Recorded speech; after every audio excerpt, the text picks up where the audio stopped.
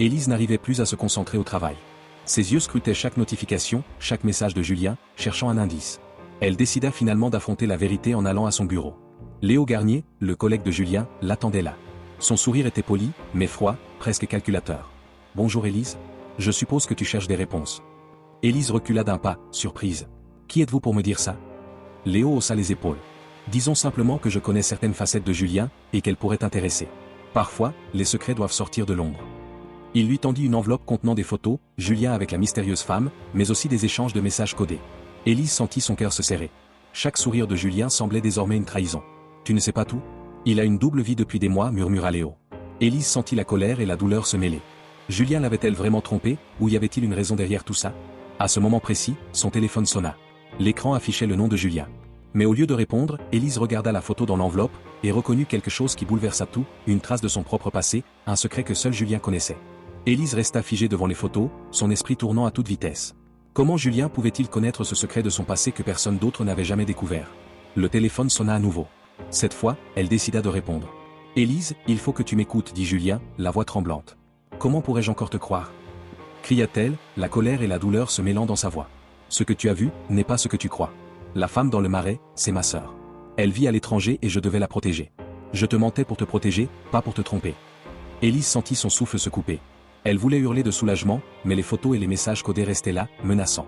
C'est alors que Léo entra dans la pièce, un sourire froid sur les lèvres. « Tout ça, c'est moi qui l'ai orchestré. Je voulais que tu doutes, Élise. Julien ne voulait pas te perdre, mais moi, je voulais te voir tomber dans le piège de la tromperie. » Élise sentit un mélange de peur et de trahison. Tout ce qu'elle croyait comprendre avait été manipulé. Julien n'avait jamais été l'ennemi. Dans un ultime geste, Julien tendit la main vers Élise. « Veux-tu encore me croire, ou laisser Léo gagner ?» Le vent d'automne soufflait à travers la fenêtre ouverte, emportant avec lui les feuilles dorées, et laissant Élise face à un choix impossible. Élise resta immobile, le regard perdu dans les yeux de Julien. Son cœur battait à tout rompre. Chaque émotion se bousculait. Colère, soulagement, peur, amour. « Je ne sais plus quoi croire.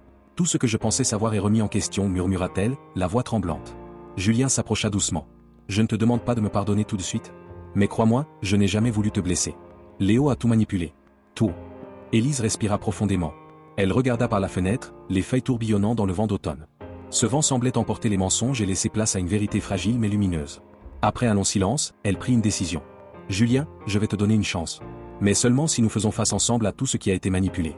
Plus de secrets, plus de mensonges. » Julien hocha la tête, les yeux humides. « Promis, plus jamais. » Léo, voyant son plan échouer, quitta la scène avec un sourire énigmatique, laissant planer une dernière menace silencieuse.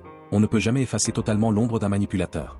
Élise et Julien se regardèrent, une nouvelle complicité naissant de la tempête qu'ils venaient de traverser. Leurs mains se rejoignirent, serrant la promesse d'une confiance reconstruite. Alors qu'ils pensaient pouvoir souffler, Élise reçut un nouveau message anonyme. « Tu as choisi de croire, mais la vérité est plus complexe que tu ne le penses. Prépare-toi à découvrir ce que même Julien ignorait. » Le vent d'automne souffla à nouveau, et les feuilles tourbillonnèrent, laissant le spectateur suspendu à ce mystère persistant.